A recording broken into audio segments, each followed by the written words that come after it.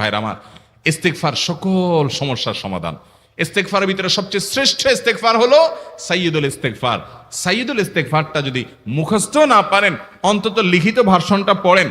সাইয়্যিদুল ইস্তেগফারের যে অর্থ, এটার যে মর্ম, বড় হৃদয়গ্রাহী ভাই, বড় মর্মস্পর্শী।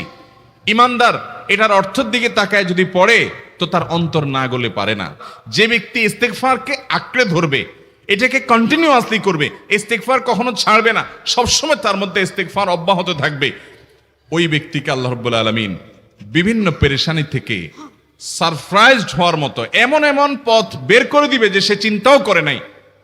তার পেরেশানি থেকে মুক্তির পথ আল্লাহ তাআলা দেখায় দিবেন। ইস্তেগফার কিভাবে করবেন ভাই? ইস্তেগফার এমন একটা আমল, এটা ছাড়া তো আমাদের উপায় নাই ভাই।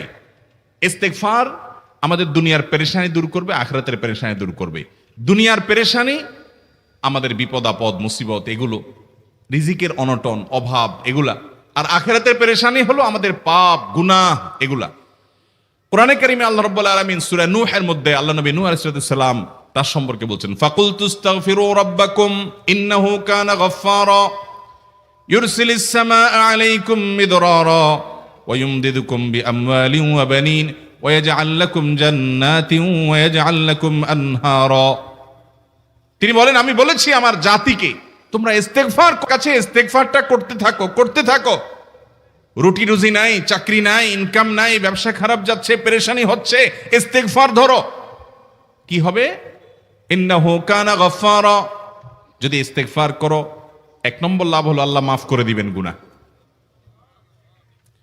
ইউরসিলিস সামাআ আলাইকুম মিদরারা, যাতে ফসল ভালো হয়, রিজিক ভালো হয়, সেই ব্যবস্থা আল্লাহ করবেন। ওয়া ইউমদিদুকুম বিআমওয়ালিন ওয়া বানিন, ছেলে মেয়ে হয় না অথবা ভালো ছেলে মেয়ে নাই, আল্লাহ তাআলা নেক সন্তান দিয়ে তোমাকে শক্তিশালী করবেন, সম্পদ দিয়ে শক্তিশালী করবেন। ওয়া ইয়াজআল লাকুম জান্নাতিন ওয়া ইয়াজআল লাকুম আনহারা, আল্লাহ তাআলা প্রসবন দিবেন, ফসল দিবেন, বরকত দিবেন রুজিতে। কিসের মাধ্যমে? ইস্তেগফার। কিসের মাধ্যমে ভাই? ইস্তেগফার। আহা, ইস্তেগফারের আমল আমাদের দেশে মানুষ আমরা জানি না ভাই। এটাও আরবদেরকে আমি দেখেছি, সারাক্ষণ তারা অবসর সময়গুলোতে ইস্তেগফার করতে থাকে। আস্তাগফিরুল্লাহ ওয়া আতুবু ইলাইহি, আস্তাগফিরুল্লাহ, আস্তাগফিরুল্লাহ। মানে কি? আল্লাহর কাছে আমি ক্ষমা প্রার্থনা করি, আল্লাহর কাছে আমি মাপ চাই, আল্লাহর কাছে আমি তওবা করি, আল্লাহর দিকে আমি ধাবিত হই, আল্লাহর কাছে আমি ফিরে যাই। আস্তাগফিরুল্লাহ, আস্তাগফিরুল্লাহ। আপনি বসে আছেন নিরিবিলি, ভাইরা আমার, এখন আর নিরিবিলি বলতে কোনো সময় নাই, এখন আর ফ্রি টাইম নাই, এখন আর আমাদের অবসর টাইম নাই। আস্তাগফিরুল্লাহ কখন বলবো? মোবাইল টিপতে টিপতে টিপতে টিপতে, ফেসবুকের নোটিফিকেশন দেখতে দেখতে দেখতে, লাইক কমেন্ট গুনতে গুনতে আমাদের এখন কোনো ফুরসত নাই। বাহিরে তো নাই, টয়লেটে গেলেও তখন আমাদের ব্যস্ততা মোবাইল নিয়া, ফেসবুক নিয়া, ঘুমাইতে গেলেও আমাদের ব্যস্ততা। ও ভাই আমার, অথচ আমার হায়াত শেষ হয়ে যাচ্ছে, আমল নামার শূন্য খালি, ফেসবুক টিপাটিপিতে পরিপূর্ণ। আল্লাহর কাছে কি নিয়ে যাবেন? ইস্তেগফার করবেন তো ইনশাআল্লাহ? অবসর সময় ইস্তেগফার করবেন তো ইনশাআল্লাহ? নিরিবিলি আছেন, একাকী আছেন, ইস্তেগফার চালায় দেন। 10 সেকেন্ড টাইম পাইছেন, ইস্তেগফার শুরু করে দেন। ডাক্তারের কাছে গেছেন, ওয়েটিং এ আছেন, বসে আছেন, ইস্তেগফার করতে থাকেন। সিরিয়াল আছেন কোন কাজের, ইস্তেগফার করতে থাকেন। ডিউটিতে যাচ্ছেন, গাড়িতে, বাইসাইকেলে, বাইকে, যে কোনো ভাবে পায়ে হেঁটে ইস্তেগফার করতে থাকেন। যে কোনো অবসরের সময়গুলোকে ইস্তেগফার দিয়ে পরিপূর্ণ করে দেন। ভাইরা আমার, ইস্তেগফার সকল সমস্যার সমাধান। ইস্তেগফারের ভিতরে সবচেয়ে শ্রেষ্ঠ ইস্তেগফার হলো সাইয়্যিদুল ইস্তেগফার। সাইয়্যিদুল ইস্তেগফারটা যদি মুখস্থ না পারেন, অন্তত লিখিত ভার্সনটা পড়েন। সাইয়্যিদুল ইস্তেগফারের যে অর্থ, এটার যে মর্ম, বড় হৃদয়গ্রাহী ভাই, বড় মর্মস্পর্শী। ইমানদার এটার অর্থের দিকে তাকায় যদি পড়ে, তো তার অন্তর না গলে পারে না। আল্লাহুম্মা আনতা রব্বি, হে আল্লাহ, আপনি আমার রব, আপনি আমার পালনকর্তা লাগেন। আপনার সাথে আমার এই সম্পর্ক, আমি আপনার গোলাম, আপনি আমার রব, এই সম্পর্কটা আপনার সাথে আছে। আল্লাহুম্মা আনতা রব্বি লা ইলাহা ইল্লা আন্ত, ও আল্লাহ, আপনি ছাড়া আমার ইবাদত, আমার গোলামি, আমার দাসত্ব, উপাসনার উপযুক্ত আর কেউ নেই। আল্লাহুম্মা আনতা রব্বি লা ইলাহা ইল্লা আন্ত খালাকতানি, আপনি আমাকে সৃষ্টি করেছেন। ওয়া আনা আবদুক, আল্লাহ আমি আপনার গোলাম। দেখেন কিভাবে আল্লাহর সাথে সম্পর্কটার কথা বলা হচ্ছে মুহাব্বতের সাথে। খালাকতানি ওয়া আনা আবদুক, আল্লাহ আপনি আমাকে সৃষ্টি করেছেন, আর আমি আপনার গোলাম। ওয়া আনা আলা আহদিকা ওয়া ওয়া'দিকা মাস্তাতা'তু, আল্লাহ আপনার সাথে যে অঙ্গীকার করেছিলাম, আলাস্তু বিরব্বিকুম, আপনি জিজ্ঞেস করেছেন, আলমে আরওয়াহাতে আমরা বলেছি বালা, হ্যাঁ আপনি আমার রব। আপনাকে রব হিসাবে স্বীকৃতি দিয়ে আপনার গোলামি করার যে অঙ্গীকার আমরা করেছি, কালিমাতুশ শাহাদা যে আমরা পাঠ করেছি, এই যে আপনার সাথে কৃত অঙ্গীকার, রব হিসাবে স্বীকৃতি দেওয়ার পর, গোলাম হিসাবে মেনে নেওয়ার পর, আমি আপনার যে গোলামি করার কথা ছিল, ওয়া আনা আলা আহদিকা ওয়া ওয়া'দিকা মাস্তাতা'তু, যতটুকু পারছি আমি সে ওয়াদার উপরে থাকার চেষ্টা করছি আল্লাহ। ওয়া আনা আলা আহদিকা ওয়া ওয়া'দিকা মাস্তাতা'ত আবুউ লাকা বিনি'মাতিকা আলাই, আল্লাহ আমি স্বীকার করি আপনি আমার প্রতি অনেক নিয়ামত দিয়েছেন, অনেক নিয়ামত দিয়েছেন, এটা আমি স্বীকার করি। ওয়া আবুউ লাকা বিযামবি, আর আমি এও স্বীকার করি যে আল্লাহ অনেক অপরাধ, অনেক পাপ আমার দ্বারা হয়ে গেছে। ফাগফিরলি, অতএব আপনি আমাকে মাফ করে দেন। ফাইন্নাহু লা ইয়াগফিরুয যুনুবা ইল্লা আনতা, কারণ আপনি ছাড়া আর কেউ গুনাহ ক্ষমা করতে পারবে। ভাইরা আমার, অর্থের দিকে লক্ষ্য করে করে, মর্মটা বুঝে বুঝে একটু সাইয়্যিদুল ইস্তিগফার পড়েন। লেখা দেখে দেখে পড়েন, ইউটিউব থেকে দেখে দেখে পড়েন, কিন্তু পড়েন। আল্লাহুম্মা আনতা রাব্বি লা ইলাহা ইল্লা আনত খালাকতানি ওয়া আনা আবদুকা ওয়া আনা আলা আহদিকা ওয়া ওয়া'দিকা মাস্তাতা'তু আউযু বিকা মিন শাররি আবুউ লাকা বিনি'মাতিকা আলাইয়া ওয়া আবুউ লাকা বিযামবি ফাগফিরলি ফাইন্নাহু লা ইয়াগফিরুয যুনুবা ইল্লা আনতা। এটা হলো বড় ইস্তিগফার। এত বড় ইস্তিগফার পড়তে পারেন না, কোনো পেরেশানি নাই, কোনো অসুবিধা নাই। সবচেয়ে ছোট ইস্তিগফার হলো আস্তাগফিরুল্লাহ আস্তাগফিরুল্লাহ আস্তাগফিরুল্লাহ। আল্লাহ আপনার কাছে ক্ষমা চাই, কত ভুল হয়ে যায়, কত অন্যায় হয়ে যায়। ভাইরা আমার, এটা হলো রিমুভার। ভুল করে কিছু লিখছেন, রিমুভ করে ফেলছেন, শেষ হয়ে গেছে। আপনি ঘন ঘন ইস্তিগফার পড়তে থাকেন, অগণিত ভুল হয়, অগণিত ত্রুটি হয়, বারবার ইস্তিগফার এগুলোকে সবগুলোকে শেষ করে দেয়। ভাইরা আমার, নিরাপত্তা এনে দেয়। আল্লাহ কোরআনে কারিমে বলেছেন যে আপনার রব আপনার কওমের প্রতি আযাব নাজিল করবেন না যদি আপনি থাকেন, আর যদি তারা ইস্তিগফারে রত রাখে তাহলে গণ আযাব আল্লাহর পক্ষ থেকে আসবে। অতএব ভাইরা আমার, ইস্তিগফার বেশি বেশি করতে হবে। 6টা আমল, 6টা জিকির, দোয়া হলো শত শত হাজার দোয়া এবং জিকিরের সান্নিধ্যাসের। দ্বিতীয়টা হলো ইস্তিগফার। চেষ্টা করবো না ইনশাআল্লাহ ইস্তিগফার করা, চলতে ফিরতে আস্তাগফিরুল্লাহ ওয়া আতুবু ইলাইহি, অথবা শুধু আস্তাগফিরুল্লাহ। আরেকটা ইস্তিগফার হাদিসে বর্ণিত, আস্তাগফিরুল্লাহাল্লাযী লা ইলাহা ইল্লা হুয়াল হাইয়ুল কাইয়্যুম ওয়া আতুবু ইলাইহি ওয়া লা হাওলা ওয়া লা কুওয়াতা ইল্লা বিল্লাহ। এটাও ইস্তিগফার। তাহলে একটা বড় ইস্তিগফার, একটা মিডিয়াম, একটা ছোট, যার যেটা সুবিধা হয় এটা পড়েন। বড়টা হলো সাইয়্যিদুল ইস্তিগফার, সবচেয়ে শ্রেষ্ঠ ইস্তিগফার যেটা হাদিসে বর্ণিত হয়েছে। সাইয়্যিদুল ইস্তিগফার নবীজি সকাল সন্ধ্যা পাঠ করতেন, বিভিন্ন সময় পাঠ করতেন, রাতে পাঠ করার কথা বলতেন। সাইয়্যিদুল ইস্তিগফার পাঠ করলে আল্লাহ রাব্বুল আলামিন ওই দিনে, ওই রাতে, ওই ব্যক্তি মারা গেলে তার সব গুনাহ খাতা মাফ করে তাকে জান্নাত দিবেন ইনশাআল্লাহ। অতএব ভাইরা আমার, সাইয়্যিদুল ইস্তিগফার সবচেয়ে বড়, আস্তাগফিরুল্লাহাল্লাযী লা ইলাহা ইল্লা হুয়াল হাইয়ুল কাইয়্যুম ওয়া আতুবু ইলাইহি ওয়া লা হাওলা ওয়া লা কুওয়াতা ইল্লা বিল্লাহ। এটা হলো মাঝারি ধরনের। আর সবচেয়ে ছোট ইস্তিগফার হলো আস্তাগফিরুল্লাহ ওয়া আতুবু ইলাইহি। তাহলে 6 আমলের কয়টা গেল? 2টা। প্রথমটা হলো দুরূদ, আর দ্বিতীয়টা হলো ইস্তিগফার। 6টা দোয়া এবং জিকির আছে, যেই দোয়া জিকিরগুলো কোরআন হাদিসে বর্ণিত সকল দোয়া জিকিরের খোলাসা, সারমর্ম এবং নির্যাস। এই 6টাকে যদি কোনো মুসলমান নিয়মিত আঁকড়ে ধরে, তাহলে কোরআন এবং হাদিসের যত দোয়া এবং জিকির আছে, কেমন যেন তার নির্যাসটা নিয়মিত সে আমল করলো। বলবো সেগুলা। এই 6টা দোয়া এবং জিকিরের মধ্যে সর্বপ্রথম হলো নবী করিম সাল্লাল্লাহু আলাইহি সাল্লামের প্রতি দুরূদ প্রেরণ করা। নবীজি সাল্লাল্লাহু আলাইহি সাল্লামের প্রতি দুরূদ প্রেরণ করার আমল এরকম আমল, আপনি যদি সারা দিনে শুধুমাত্র নবীজির প্রতি দুরূদ প্রেরণ করার আমলটাই জিকির হিসাবে সবচেয়ে বেশি করেন, দোয়া হিসাবে যদি এটাই আপনি সারাদিন করতে থাকেন, তো আপনার জন্য যথেষ্ট হবে আল্লাহর কাছে। আর কিছু না চাইলেও চলবে, আর কিছু না চাইলেও চলবে। দুরূদ মানে হলো নবীজির জন্য দোয়া করা। ভাই, আল্লাহ তার হাবিবকে রহম করবেন, আপনার আমার দোয়ার দিকে আল্লাহর তাকানোর কোনো ঠেকা আছে? নবীজি কি আমাদের দোয়ার কোনো মুখাপেক্ষী? কিন্তু আমরা তার জন্য দোয়া করলে ওই চান্সে আল্লাহ তাআলা আমাদের প্রতি অনুগ্রহ করবেন। একবার না, আপনি নবীজির প্রতি একবার রহমতের দোয়া করবেন, একবার দুরূদ পাঠ করবেন।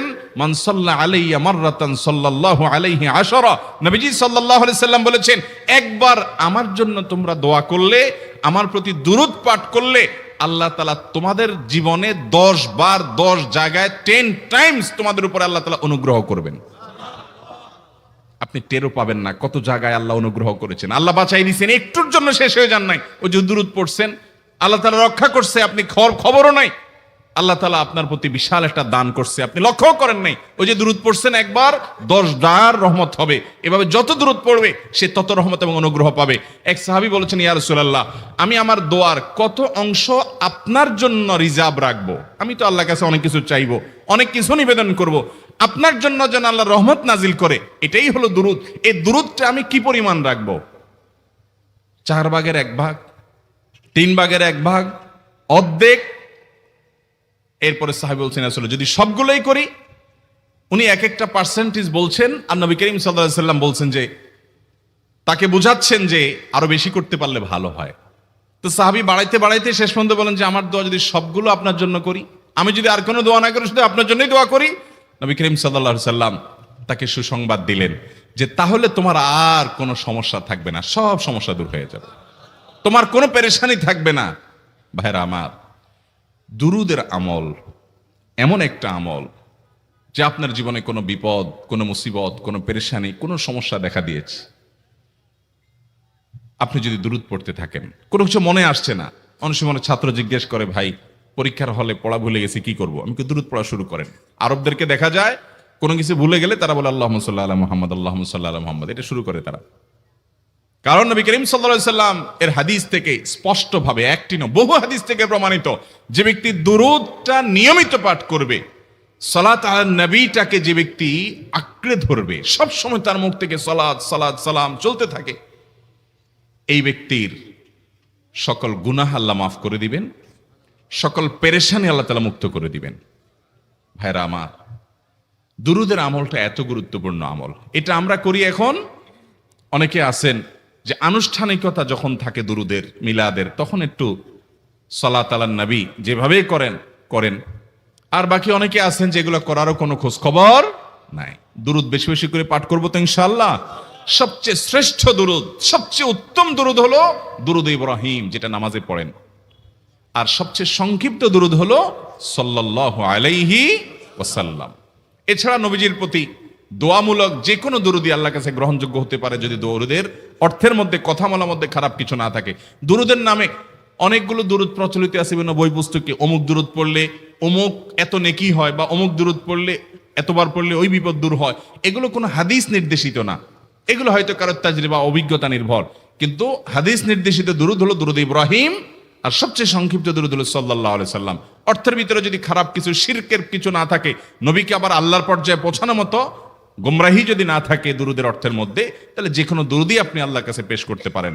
তাহলে 6টা দোয়া হলো কোরআন হাদিসের শত শত সহস্র দোয়ার নির্যাস এবং খোলাসা। তার 1 নম্বর হলো দুরুদের আমল।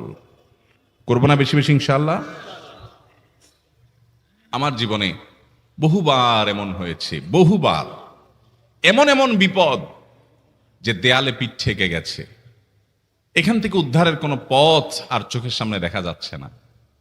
আমি এই আমলটি, এর পাশাপাশি ইস্তেগফারের আমল, যেটা 2 নম্বরে বলবো আমি, এই 2টি আমল কন্টিনিউয়াসলি করে গেছি, হরদম প্রতি নিঃশ্বাসে নিঃশ্বাসে, বাস টয়লেটের টাইম বাদে বাকি ফুল টাইম এটা দুরুদ এবং ইস্তেগফার অব্যাহত রাখছি। আল্লাহ তাআলা এমন ভাবে অলৌকিক ভাবে উদ্ধার করেছেন যে আমার কল্পনায়ও আসে না যে এখান থেকে এভাবে হেল্প হতে পারে। ভাইরা আমার অভিজ্ঞতার 2 পয়সার কোনো মূল্য নাই। আমার অভিজ্ঞতা কি আসলো না আসলো, এটাতে কিছু আসা যায় নাই। রহমাতুল্লিল আলামিন আল্লাহর রাসূল, আল্লাহর নবী ওয়াদা করেছেন যে আপনার পেরেশানি দূর হবেই হবে ইনশাআল্লাহ। অতএব দুরুদের আমল বেশি বেশি করবো না ইনশাআল্লাহ। নাম্বার 2, ইস্তেগফার। ইস্তেগফার ইস্তেগফার এটাও বেশি বেশি করতে হবে, দুরুদও বেশি বেশি করতে হবে। দুরুদের ব্যাপারে নবী করিম সাল্লাল্লাহু আলাইহি সাল্লাম এক হাদিসে বলেছেন, আকসিরু আলাইয়া মিনাস সালাতি মিন ইয়াউমিল জুমআতি ওয়া লাইলাতিল জুমআহ।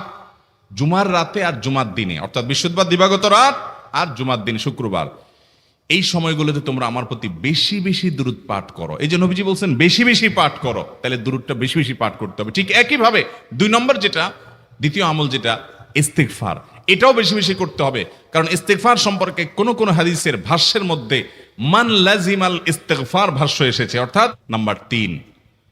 এটা আমাদের বেশিরভাগ মানুষ জীবনে হয়তো শুনেনও নাই, অনেকে হয়তো শুনছেন, আমল করা হয় না। খুব সীমিত সংখ্যক আল্লাহর বান্দার আমলের তৌফিক হয়। সেটা হলো ইয়া যাল জালালি ওয়াল ইকরাম, এটা একটা জিকির। আল্লাহ তাআলাকে ডাকা, আহ্বান করা, এটাই জিকির। ইয়া যাল জালালি ওয়াল ইকরাম। নবী করিম সাল্লাল্লাহু আলাইহি সাল্লাম বলেছেন আলিযু বিয়া যাল জালালি ওয়াল ইকরাম, তোমরা ইয়া যাল জালালি ওয়াল ইকরাম এটাকে আঁকড়ে ধরো, এটাকে নিয়মিত করো, বেশি বেশি করে বলতে থাকো এটাকে সব সময় এটাকে মুদাওয়ামাতের সাথে কন্টিনিউয়াসলি এটা বলতে থাকো, ইয়া যাল জালালি ওয়াল ইকরাম। অনেক উলামায়ে কেরাম, মুহাদ্দিসিন ইকরাম ইয়া যাল জালালি ওয়াল ইকরাম কেন নবীজি এত বেশি বলতে বলেছেন, এটার মাধ্যমে আমাদের লাভটা কি, এর ব্যাখ্যা করতে গিয়ে বলেছেন ইয়া যাল জালাল মানে হলো হে মহান, মহান বড়ত্বের অধিকারী, হে জালালের অধিকারী, হে জালাল, ওয়াল ইকরাম হে দানশীল। তাহলে প্রথম বাক্যে আল্লাহর বড়ত্বের কথা স্বীকৃতি দিয়ে প্রশংসা করা হয়, আর দ্বিতীয় বাক্যে হে দানশীল বলে আল্লাহ তাআলার কাছ থেকে চাওয়া হয় যে আপনি যেহেতু দানশীল এবং আপনি যদি মহান, অতএব আপনি আমাকে দান করেন। এটা ডাকলেই, আল্লাহকে এই বলে ডাকলেই চাওয়া হয়ে যায়। এই জন্য বেশি বেশি করে ইয়া যাল জালালি ওয়াল ইকরাম পড়তে হবে।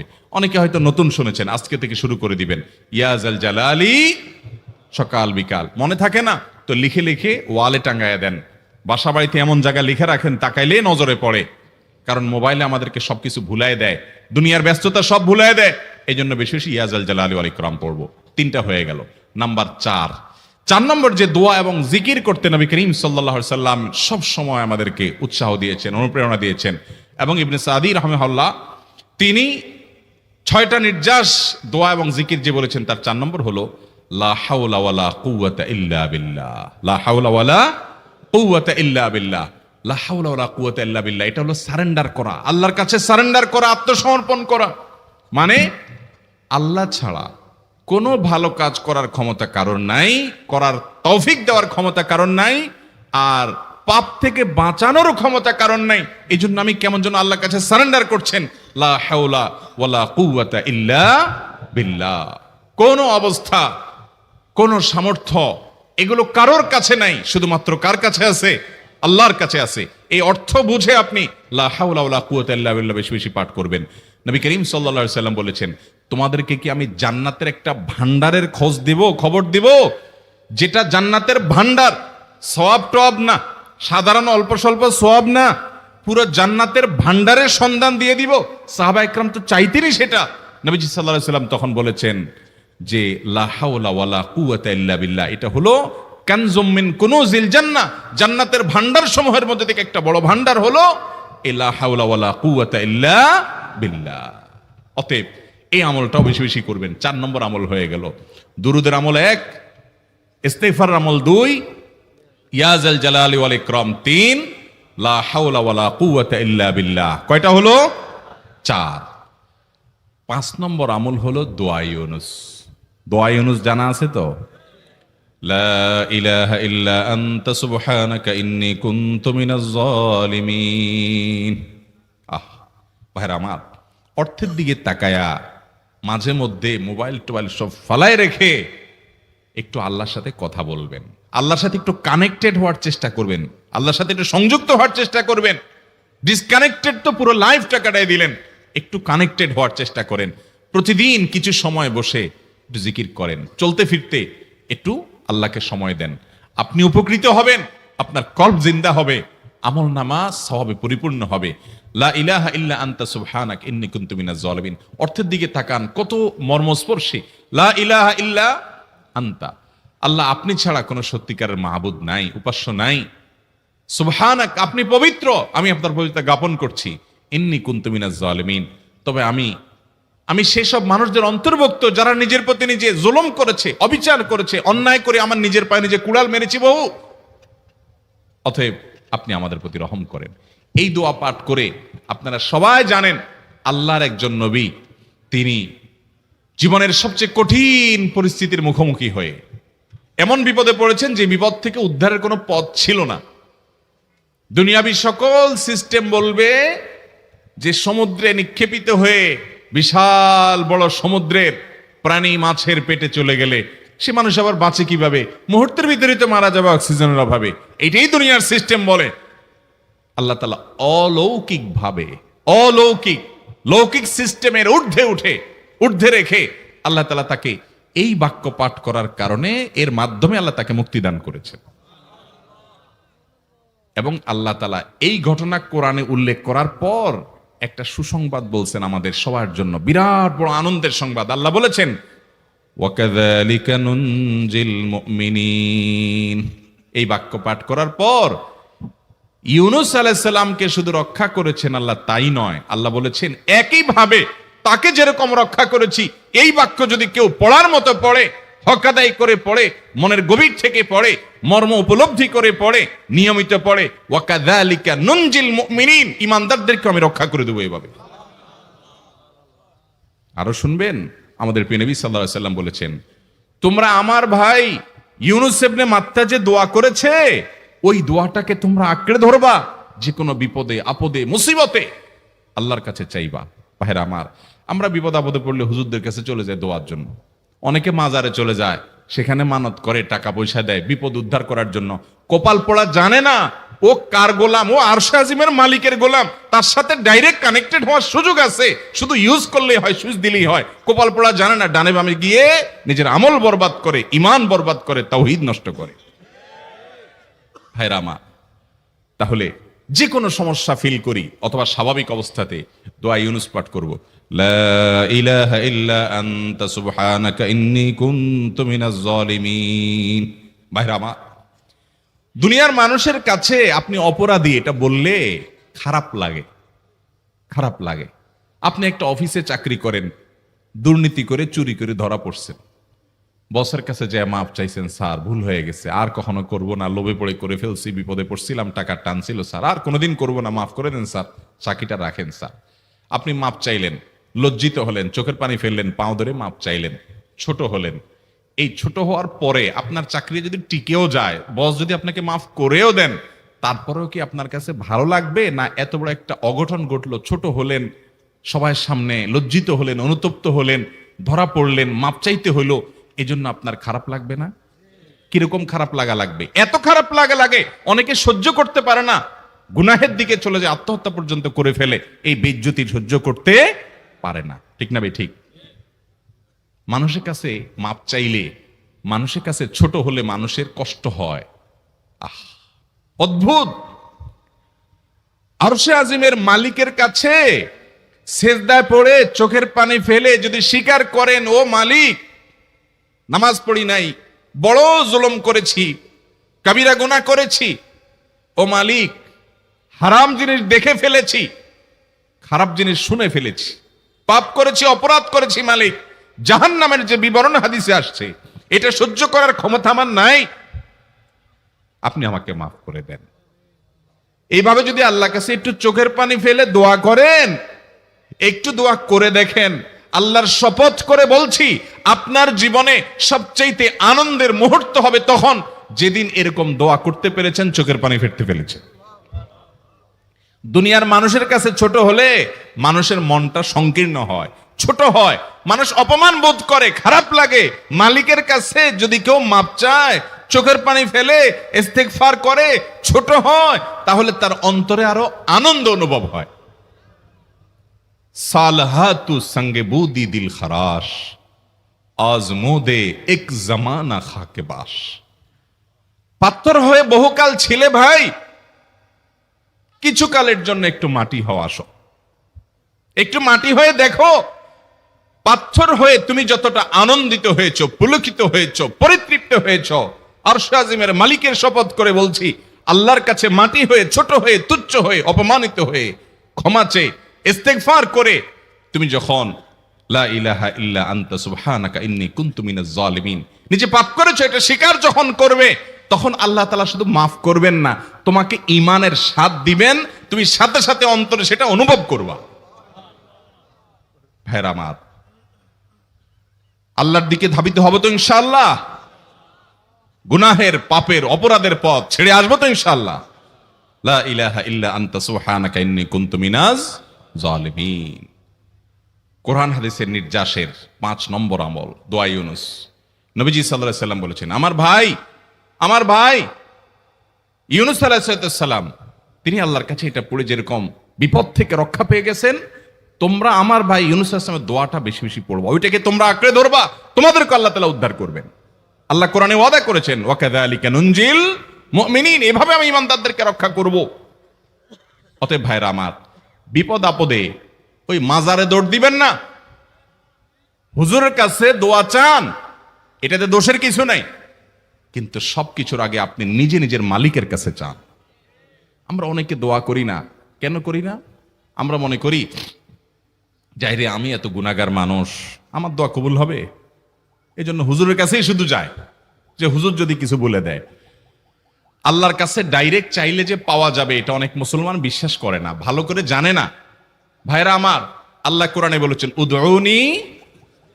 উদউনি আস্তাজিব লাকুম, তোমরা আমার কাছে দোয়া করো, আমি কবুল করব, ওয়াদা করেছেন আল্লাহ তাআলা। আমার রব কি ওয়াদার খেলাফ করে?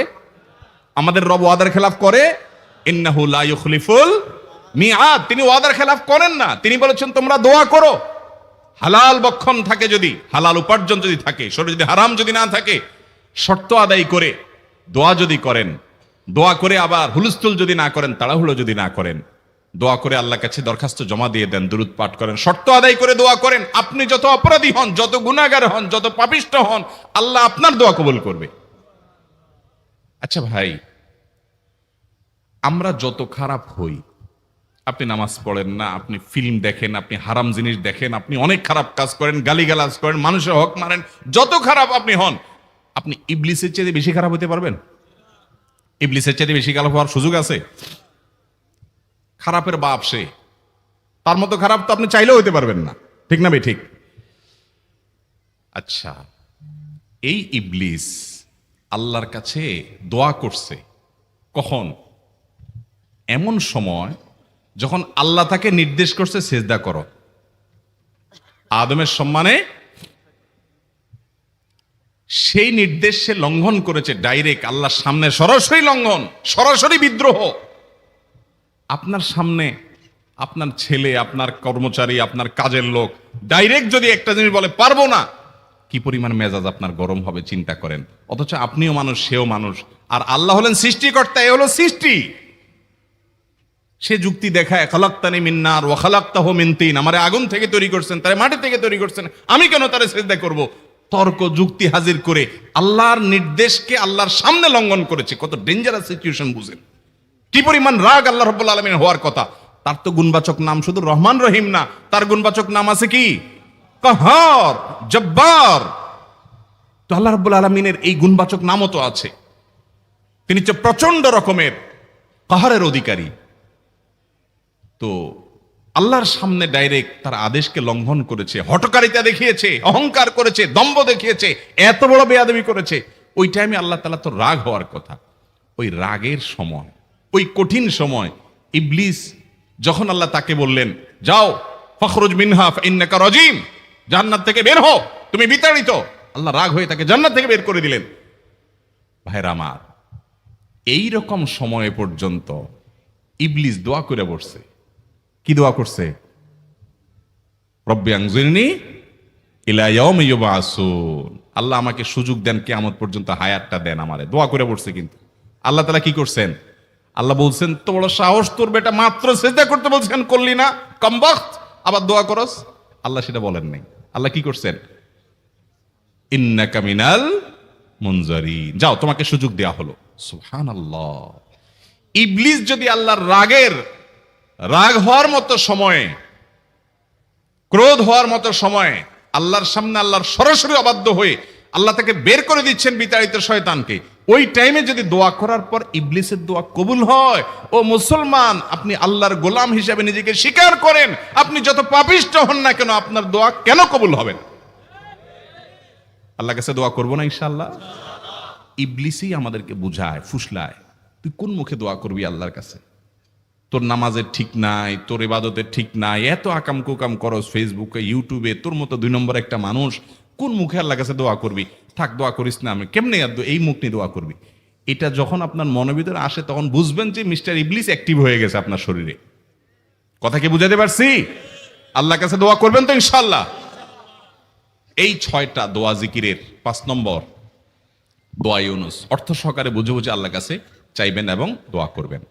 6 নম্বর হলো সুবহানাল্লাহ, আলহামদুলিল্লাহ, লা ইলাহা ইল্লাল্লাহ, আল্লাহু আকবার। এই বাক্যগুলো দেখবেন ঘুরে ফিরে নবী করিম সাল্লাল্লাহু আলাইহি ওয়াসাল্লাম সারাদিন পড়তেন। 5 ওয়াক্ত নামাজের পরে 33 বার দেখবেন। আবার দেখবেন সকাল সন্ধ্যায় সুবহানাল্লাহি ওয়া বিহামদিহি 100 বার, সুবহানাল্লাহি ওয়াল হামদুলিল্লাহি আল্লাহু আকবার 100 বার। আবার এগুলো মাঝে মধ্যে 10 বার, রাতের শোয়ার সময় 33, 34 বার। বিভিন্ন সময় দেখবেন ঘুরে ফিরে এই সুবহানাল্লাহ, আলহামদুলিল্লাহ, লা ইলাহা ইল্লাল্লাহ, আল্লাহু আকবার, এগুলো একটা মিজানের পাল্লাকে পরিপূর্ণ করে দেয়। কোনোটা আসমান এবং জমিনের মধ্যবর্তী জায়গায় সওয়াব দিয়ে পরিপূর্ণ করে দেয়। এত বেশি ফজিলতপূর্ণ জিকির।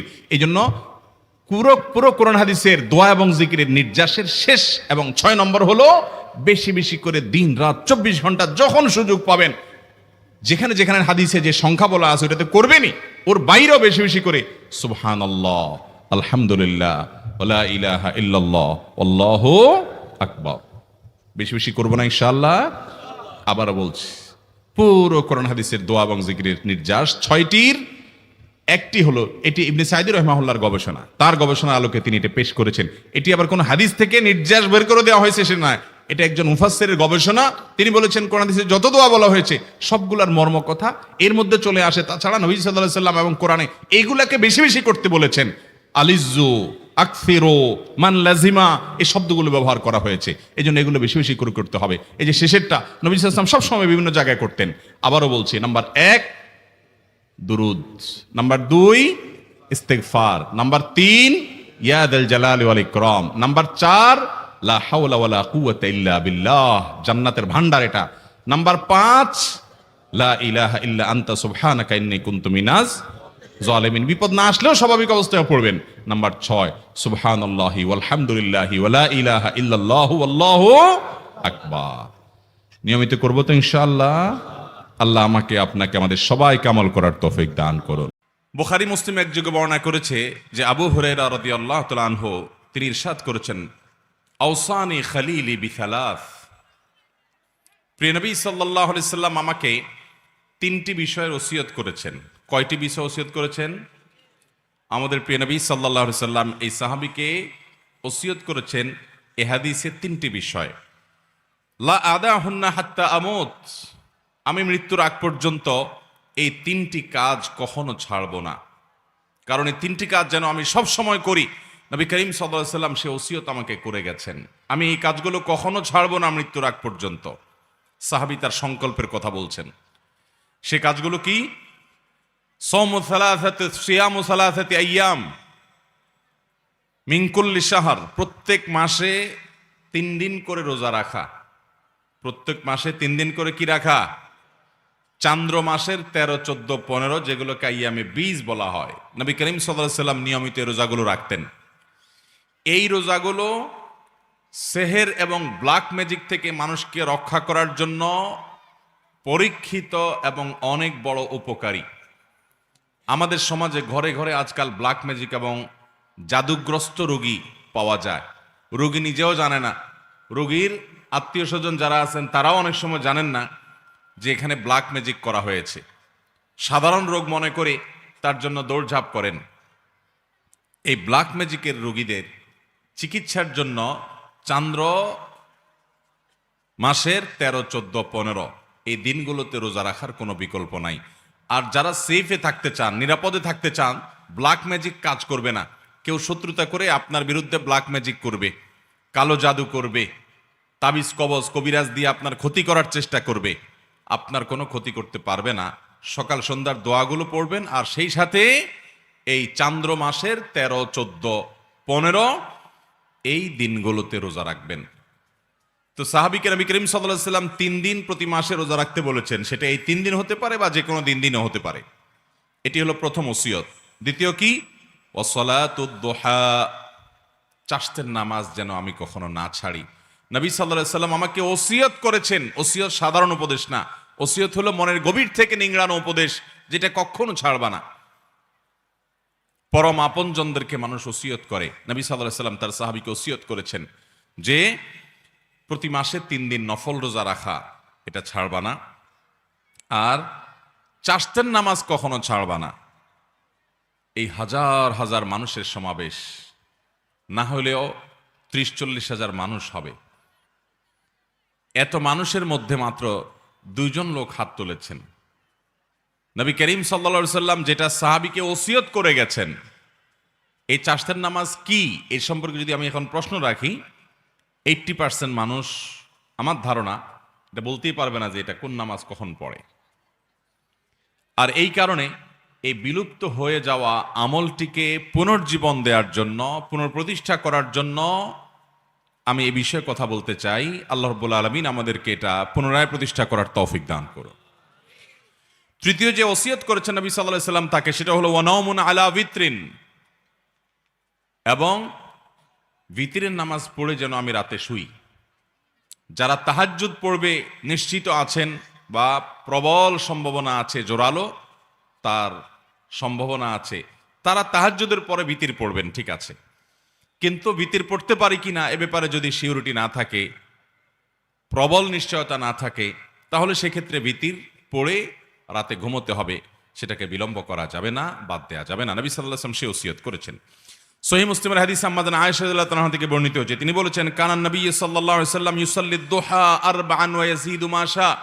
নবী সাল্লাল্লাহু আলাইহি ওয়াসাল্লাম প্রতিদিন 4 রাকাত চাষতের নামাজ পড়তেন, আবার কখনো কখনো তার চাইতে বেশিও পড়তেন, যতটুকু মনে চায়।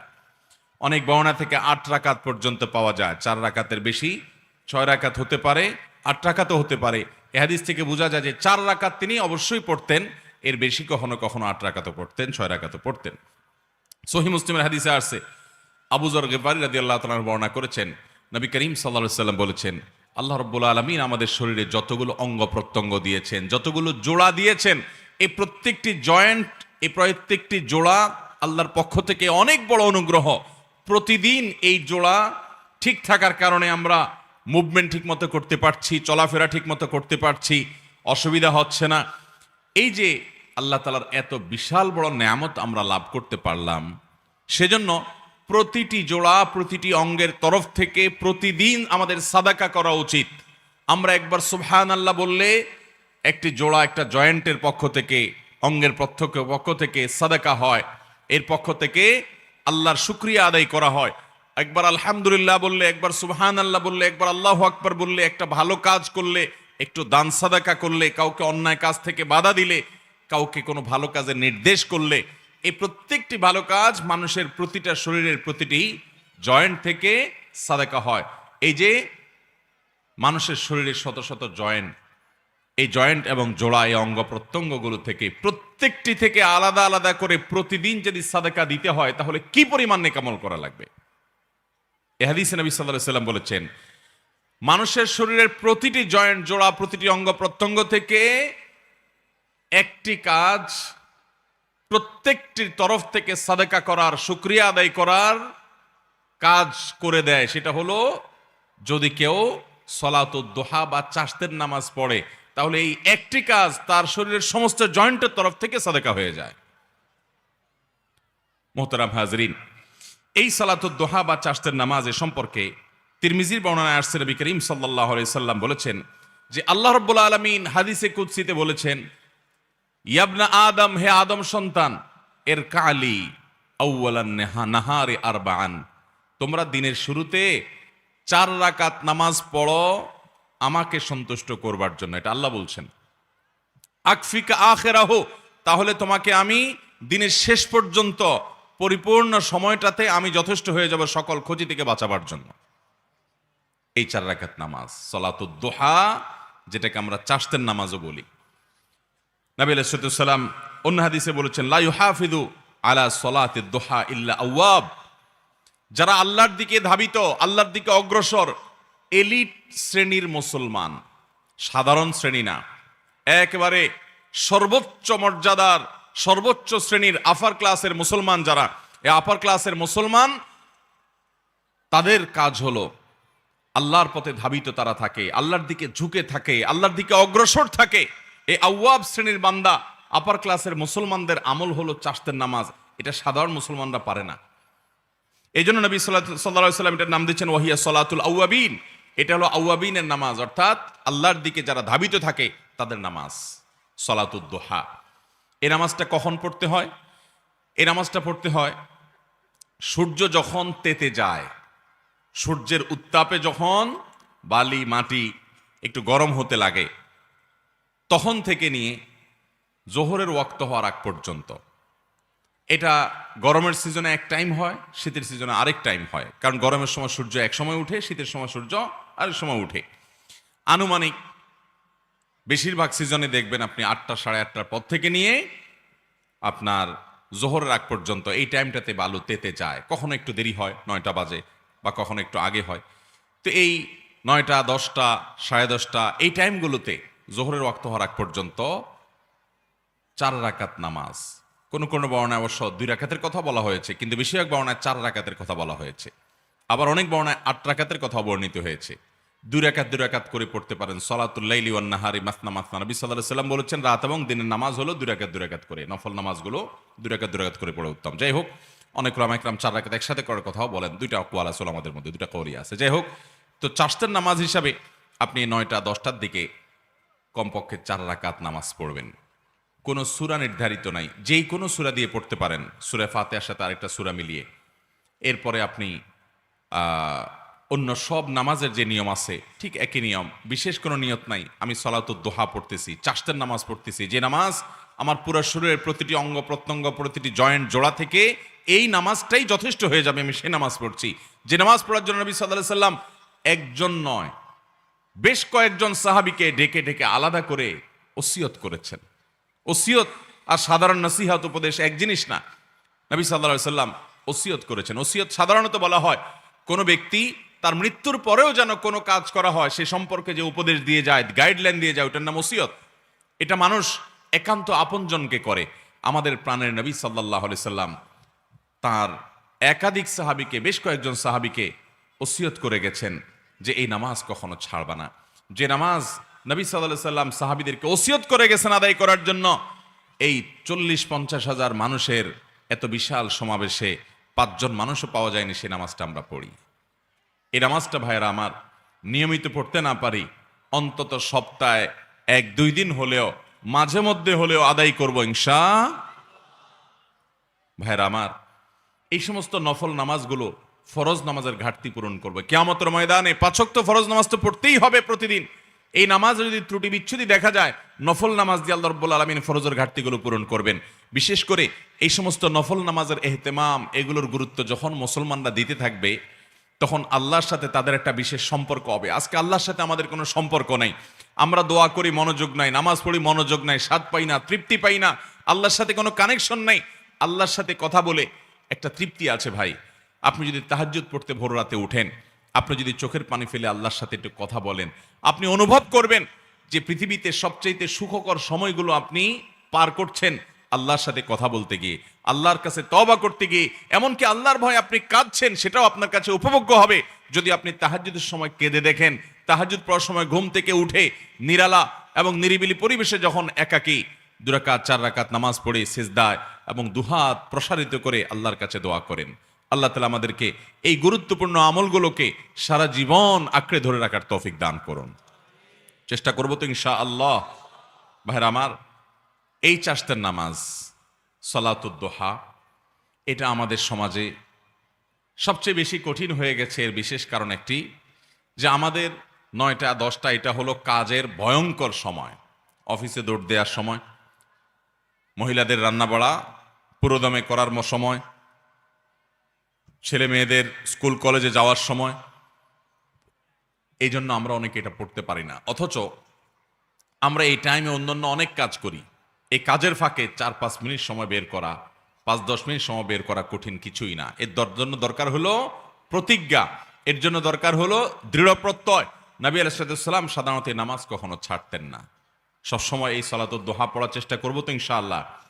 অন্য কোনো নফল নামাজ, অন্য কোনো সুন্নাহ এইভাবে পরিত্যক্ত হয় নাই আমাদের সমাজে। নামাজের মধ্যে যত সুন্নাত নামাজ আছে, যে নামাজগুলো নবী সাল্লাল্লাহু আলাইহি ওয়াসাল্লাম পড়তেন সেগুলোই সুন্নাত। এই নামাজকে আপনি নফল নিয়ত করলে পড়লেও হয়ে যাবে। আর এটা নবী সাল্লাল্লাহু আলাইহি ওয়াসাল্লাম পড়েছেন, সেই হিসাবে সুন্নত বলা যায় এটাকে। নফল মানে অতিরিক্ত ফরজ ওয়াজিবের বাইরে, সেই হিসাবে। তো অন্য কোন সুন্নাহ নামাজের মধ্যে এত বেশি পরিত্যক্ত হয়নি আমাদের সমাজ থেকে, এই আমলটা যত বেশি পরিত্যক্ত। সলাতুদ দুহা আর সলাতুল ইশরাক, একটা হলো সলাতুল ইশরাক। আলহামদুলিল্লাহ এই নামাজটা অনেকেই পড়েন এবং এই নামাজটা পড়ার তুলনামূলক সহজ, কারণ ফজর নামাজের পরে সূর্য ওঠার 15-20 মিনিট পর থেকে এই নামাজ পড়া যায়, চাইলেই পড়া যায়। 2 রাকাত 4 রাকাত নামাজ পড়া যায় যদি ফজর নামাজের পরে কেউ নিজ জায়গায় বসে থেকে জিকির আজকার তাসবিহ তেলাওয়াত ইত্যাদি করতে থাকে, এবং এরপরে সূর্য ওঠা কিছুক্ষণ পর অর্থাৎ 20 মিনিট পর যদি কেউ এই নামাজ পড়ে সলাতুল ইশরাক, তো আল্লাহ রাব্বুল আলামিন তাকে একটা পরিপূর্ণ, আল্লাহর কাছে পূর্ণাঙ্গ হজের সওয়াব আল্লাহ তাআলা দান করেন। পরিপূর্ণ আল্লাহ রাব্বুল আলামিন বাইতুল্লাহ জিয়ারতের সওয়াব আল্লাহ তাআলা তাকে দান করবেন। অতএব ভাইরা আমার, এই সালাতুদ দুহা সালাতুল ইশরাক আদায় করব তো ইনশাআল্লাহ। অনেক মুহাক্কিক উলামায়ে কেরাম সালাতুদ দুহা আর ইশরাককে একই নামাজ বলেছেন, তবে নবী রাসূলুল্লাহ সাল্লাল্লাহু আলাইহি ওয়াসাল্লাম হাদিস থেকে দেখলে বোঝা যায় যে সালাতুল ইশরাকটা হলো সূর্য ওঠার পর 20 মিনিট পরেই, আর সালাতুদ দুহাটা হলো আরো কিছুক্ষণ পরে। তাহলে দুইটাকে আলাদা করে পড়লে আমাদের আমলের পরিমাণও বাড়লো এবং বিভিন্ন হাদিস থেকে সেটি বোঝাও যায়। বিধায় চাষতের নামাজটা, সালাতুদ দুহার নামাজটা আমরা 9টা-10টার দিকে পড়বো, চেষ্টা করবো তো ইনশাআল্লাহ। কারা কারা নিয়ত করেছেন যে অন্তত মাঝে মধ্যে হলেও পড়বেন, দাঁড়ান, হাত তোলেন। আল্লাহ তাআলা আমাদের সমস্ত হাতগুলা কবুল আর মঞ্জুর করুন। আল্লাহ আমাদের সবাইকে আমল করার তৌফিক দান করুন। জাযাকুমুল্লাহু খায়রা। শবে বরাতের কোনো আমল আছে কিনা, শবে বরাতের রোজা ও নামাজের নিয়ম কি, সবচেয়ে বহুল জিজ্ঞাসিত প্রশ্ন এখনকার। শবে বরাত আসছে, যেটাকে আসলে হাদিসের ভাষ্যে বলা হয়েছে মধ্য শাবানের রাত, শবে বরাত না, এটার হাদিসের ভাষ্যের নাম কি? মধ্য শাবানের রাত। এই মধ্য শাবানের রাত বা মধ্য শাবানের রজনী, এই রাতে যেটাকে আমরা শবে বরাত বলি, এই রাতের নামাজের নিয়ম কি? কয় রাকাত পড়তে হবে, কোন রাকাতে কোন সূরা কতবার পড়তে হবে, এটা বহুল জিজ্ঞাসিত একটা প্রশ্ন। এবং এ ব্যাপারে আমরা অনেকে জানি যে শবে বরাতের নামাজে এত রাকাত পড়তে হবে, সেখানে সূরা কুল হুয়াল্লাহু ইখলাস এতবার পড়তে হবে ইত্যাদি ইত্যাদি। লাইলাতুল কদর ছাড়া অন্য যে সমস্ত রাতের ফজিলত আছে, এর মধ্যে 10টা রাতের কথা আল্লাহ তাআলা শপথ করেছেন, ওয়াল ফাজরি ওয়া লায়ালিন আশর। সে 10টা রাত হলো জিলহজের প্রথম দশক। খবর নেই আমাদের দেশে মানুষের, যে রাতগুলো শপথ আল্লাহ কোরআনে করছেন, কত ফজিলতপূর্ণ, কিন্তু জিলহজের প্রথম দশকের রাতের কোনো বিশেষ ফজিলতের কথা আমরা কয়জনে জানেন? যাই হোক, মধ্য শাবান রজনীর কথা আমরা বেশি জানি শুধু না, সবচেয়ে বেশি আমরা এ রাতে ইবাদতের চেষ্টা করি। সবচেয়ে বেশি চেষ্টা তো হওয়া উচিত হলো লাইলাতুল কদরে। এর পাশাপাশি যদি কেউ মধ্য শাবানের রাতে আল্লাহ তাআলার ক্ষমা লাভের চেষ্টা করে, সেটা দর্শনীয় না, সেটা জায়েজ। এ রাতের এতটুকু ফজিলত অবশ্যই প্রমাণিত যে আল্লাহ রাব্বুল আলামিন এ রাতে হিংসুক ছাড়া, মুশরিক ছাড়া বাকি মানুষগুলোকে সাধারণ ক্ষমা ঘোষণা করেন। অতএব এ রাতের একেবারে কোনোই ফজিলত নেই, ব্যাপারটা সেরকম না। বিভিন্ন হাদিসের আলোকে এটুকু অন্তত সাব্যস্ত হয় যে আল্লাহ তাআলা হিংসুক এবং আপনার মুশরিক ছাড়া, মানুষের পিছিয়ে লাগে শত্রুতা, এই মানুষরা বাকি মানুষকে মাফ করে। তাহলে মধ্য শাবানের রাত বা যেটাকে শবে বরাত বলছি আমরা, এই রাতের মূল আমলই হলো, এটাকে কেন্দ্র করে মূল আমলই হলো নিজেকে শিরক এবং হিংসা থেকে পরিচ্ছন্ন করা, সাধারণ ক্ষমার উপযুক্ত করা। এটা হলো মূল আমল, বাস। এর বাইরে আপনি ক্ষমা লাভের জন্য যদি চেষ্টা করেন, সেটা কোনো দর্শনীয় বিষয় নয়। তবে এই রাতকে কেন্দ্র করে বিশেষ ফরম্যাটে নামাজ, রাত জেগে, তারপর বিশেষ ফরম্যাটে ইবাদত, এই সূরা এতবার, এই নামাজ এত রাকাত, এরকম কোনো কথা কোরআন হাদিসে বর্ণিত হয়নি। এগুলো আমরা মনগড়া বানিয়ে নিয়েছি। এবং যদি এরকম কোনো ফরম্যাট আমরা ঠিক করে নিয়ে সেভাবে ইবাদত করাটাকে আমরা এ রাতের আমল, শরিয়া সিদ্ধ আমল মনে করি বা সুন্নাহ আমল মনে করি বা কোন নির্দিষ্ট আমল মনে করি, তাতে বেদাতে পর্যবসিত হবে। অতএব বাড়াবাড়ি এবং ছাড়াছাড়ি এই দুইটা আমাদেরকে পরিহার করতে হবে। যতটুকু আছে ততটুকু আমরা আমল করব এবং এসে আমল অনুযায়ী আমরা চলার চেষ্টা করব। শবে বরাতে সবচেয়ে বেশি মানুষ মসজিদে কেন ভিড় জমায় বলেন তো? শবে কদর বেশি ফজিলতপূর্ণ না এই রাত?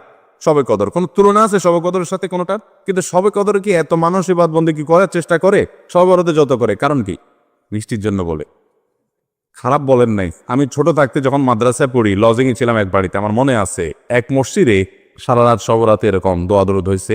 এবার শেষে মিষ্টি বিতরণ হচ্ছে, জিলাপি দিতে আর কি, তখন তো জিলাপি দেওয়া হচ্ছে। তো এক আল্লাহর বান্দা তার যে জিলাপি দিচ্ছে সবাই 2টা করে দিচ্ছে, ভুলে তার একটা পড়ছে আর কি। পরে সে জিলাপিটি নিয়ে এসে বাইরে ওই মুয়াজ্জিন বেচারার 14 গোষ্ঠী গালিগালাজ করতে করতে বলতেছে যে সারা রাত বেটা সবচেয়ে বেশি কামলাম আমি, আর দিছে আমার একটা। আল্লাহর কাছে এই নসিব চাই এই একটা জিলাপি নিয়ে ফেলাম। সে কানতে কানতে মুয়াজ্জিনকে গালিগালাজ করতে করতে যাচ্ছে। আমার ছোটবেলার ঘটনা। যাই হোক, মিষ্টির জন্য যায় না, এটা পুরোপুরি সঠিক না। এত অভাব পড়ে না যে সারা রাত মানুষ মসজিদে পড়ে থাকবে একটু মিষ্টি একটা প্যাকেটের জন্য। আমার মনে হয় না। আমার যেটা মনে হয়, সবচেয়ে বেশি মানুষ এ রাতে বাদবন্দির চেষ্টা করে, কারণ মানুষ মনে করে এ রাতে ভাগ্য নির্ধারণ হয়। অতএব এক রাতে বাদবন্দি করে যদি সারা বছরেরটা ফাইনাল করে ফেলতে পারি, মন্দ কি? এই হলো মূল কাহিনী। আল্লাহ তাআলা আমাদেরকে বিশুদ্ধ পদ্ধতিতে ইবাদতবন্দি করার তৌফিক দান করুন। তাহলে ভাইরা আমার, মধ্য শাবানের রজনীতে আমরা আল্লাহ তাআলার কাছে ক্ষমার উপযুক্ত হওয়ার জন্য, হিংসা শিরক থেকে মুক্ত হওয়ার চেষ্টা করব। ক্ষমা পাওয়ার জন্য প্রচেষ্টা আমাদের থাকবে, কিন্তু ওই যে বেদাতি পন্থা, বিশেষ ফরমে ঠিক করে ইবাদত, নামাজ, হালুয়া রুটি খায় মানুষ। হালুয়া রুটি কেন খায়? কেন খায় হালুয়া রুটি ভাই? সারা দেশে অনেক জায়গায় এখনো এটা হালুয়া রুটি ওই দিন বানাবে মানুষ। হালুয়া রুটিটা কেন হয় বলেন তো? বলে যে নবী সাল্লাল্লাহু আলাইহি সাল্লাম ওহুদের যুদ্ধে তার দমদান মুবারক শহীদ হয়েছে, এই জন্য উনি শক্ত খানা খাইতে পারতেন না, হালুয়া খাইতেন, এই জন্য আমরা হালুয়া খাই। আরে ভাই, নবী সাল্লাল্লাহু আলাইহি সাল্লামের দাঁত ভাঙছে প্রথম কথা, ওটা শাবান মাসে ঘটেই না, ওটা পড়ছে আরেক মাসে। আপনি এটা এই মাসে আনলেন কোত্থেকে? আচ্ছা, তারপরে যদি ধরে নেই এই মাসেই হয়েছে, তো ওনার দাঁত ভাঙছে কাদের আঘাতে? মুশরিকদের আঘাতে, তাই না? আল্লাহ দুশমনদের আঘাতে, কাফেরদের আঘাতে, দাঁত ভাঙাতে উনি হালুয়া খাইছে বলতেছেন, যদি এটার কোনো ভিত্তি নেই, বোগাস কথা। তারপরে ধরে নিলাম, তো আপনি ভালো দাঁত নিয়ে হালুয়া খাচ্ছেন কোন শরমে? আপনার বাপের একটা শত্রু আছে, আপনাদের ফ্যামিলির একটা শত্রু আছে, সে আপনার বাপের ধরে আচ্ছা ধরে মেরে ঠ্যাং ভেঙে দিস। আপনার বাপ বেচারা ওই ভাঙা ঠ্যাং নিয়ে একটা লাঠি নিয়ে ভর করে করে খোড়ায় খোড়ায় উনি হাঁটেন, কারণ পা ভেঙে গেছে বেচারা। আপনি আপনার বাবার ওই যে শত্রু, যে আপনার বাপের পা ভাঙছে, ওই শত্রুর সাথে আপনার বিরাট দরম বরম দোস্তি, চা দোকানে আড্ডা পাড্ডা মারেন, সব জায়গায় ঠিক আছে, কিন্তু বাড়িতে আইসা বাপের সামনে আপনি ভালো পাও নিয়া একটা লাঠি নিয়ে আপনি খোড়ায় খোড়ায় হাঁটেন। কেন? বাবার প্রতি সহমর্মিতা দেখা, যে আমার বাবার যেহেতু পা ভেঙে দিছে, এই জন্য বাবা খোড়া খোড়ায় হাঁটে, আমি এখন ভালো পাও নিয়া লাঠি নিয়ে খোড়ায় খোড়ায় হাঁটতেছি। কি বলেন? এই দৃশ্য যদি দেখে আপনার বাপে কি করবে? হাতের লাঠিটা দিয়ে বলবো, আমার পাও যা যাক, তোর আগে কয়টা বাড়ি দিবে এত, তুই আমার ব্যাঙ্গাইতে আসছস? আমার পা ভাঙছে যারা, তুই পারলে তাদেরকে বিচারের আওতায় আনবি, তাদের একটা বিহিত করবি। সেটা না করে তার লগে তলে তলে তোমার সম্পর্ক, তুমি আসছো আমার এখানে নাটক করে আমার সহমর্মিতা জাহির করতে। নবী সাল্লাল্লাহু আলাইহি সাল্লামকে যারা দাঁত ভাঙছে তাদের সাথে তো দোস্তির কোনো কমতি নেই, তাদের প্রতি তো আপনার সহমর্মিতার কোনো কমতি নেই, ওয়ালা বারা বলতে কিচ্ছুই নেই। কিন্তু আপনি হালুয়া খায়া ভালো দাঁত নিয়া আপনি নবী সাল্লাল্লাহু আলাইহি সাল্লামের প্রতি সহমর্মিতা প্রদর্শন করছেন। এর চেয়ে হাস্যকর আর কি হতে পারে? আল্লাহ আমাদেরকে সঠিকভাবে দিন পালন করার তৌফিক দান। সবরাতে আসলে ওই যে আগে এক সময় আমরা দেখতাম পটকা ফুটতো, বাজি ফুটাইতো, যাক আলহামদুলিল্লাহ এগুলো পুলিশ প্রশাসনের নির্দেশনার কারণে থামছে। এরপরে ওই যে আতশবাজি করা, রাতে গোসল করা, অনেক তামাশা আমাদের সমাজে আছে সবরাতকে কেন্দ্র করে, শত শত বেদাতের আয়োজন এ রাতকে কেন্দ্র করে আছে। আল্লাহ আমাদেরকে এগুলো থেকে বেঁচে থাকার তৌফিক দান করুন। আমরা আল্লাহর কাছে ক্ষমা লাভের চেষ্টা করবো, আল্লাহ আমাদেরকে ক্ষমা লাভ করার, ক্ষমা পাওয়ার তৌফিক দান করুন। 3টি আমলের কথা আমরা বলবো, 3টি কর্মসূচির কথা বলবো, যেগুলোর মাধ্যমে আমরা সৌভাগ্যবান হতে পারি, আমাদের নসিবে ভালো কিছু হতে পারে।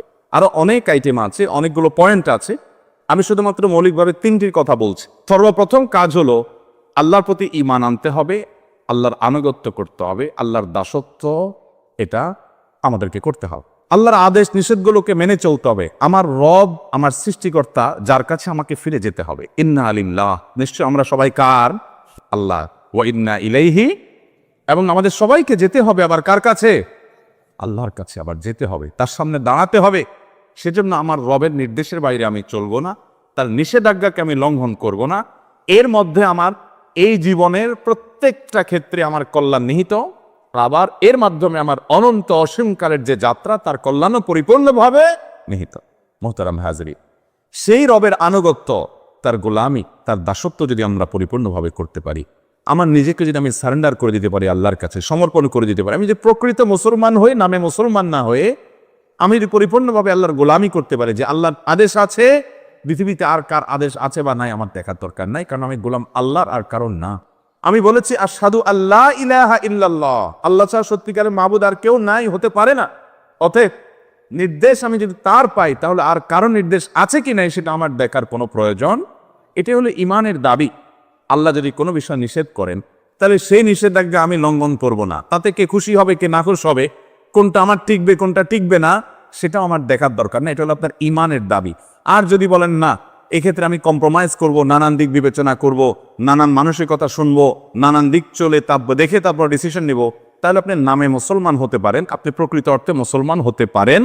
মুসলমান মানেই হলো আত্মসমর্পণকারী আল্লাহ রাব্বুল আলামিনের কাছে। মোহতারাম হাজিরি, অতএব আমাদের ভাগ্য সুপ্রসন্ন হবে, আমাদের ভাগ্যে ভালো কিছু লেখা হবে যদি আমরা আল্লাহ রাব্বুল আলামিনের আনুগত্য সঠিকভাবে যথাযথভাবে করতে পারি। যে যত বেশি করতে পারবো তার নসিব তত ভালো হবে দুনিয়াতে এবং আখিরাত।